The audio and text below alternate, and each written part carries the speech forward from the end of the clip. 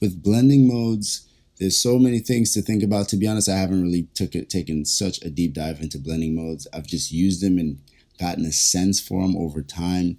There's like a select 4 or 5 that I might use here or there in very particular situations. With that being said, I'm going to just set up a case study with a bunch of squares, gradients of analogous color schemes, and we'll try a couple different things.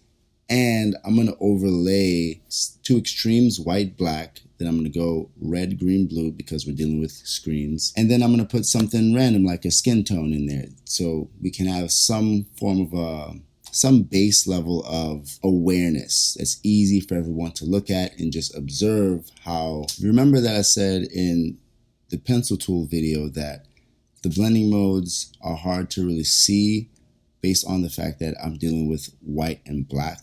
Blending modes become really interesting when you're working with actual color because it adds this nice overlay and blending literally of color values. So sit back, watch. I'm going to annotate a little bit, do as much as I can to increase or accelerate your sense of how to use these blending modes.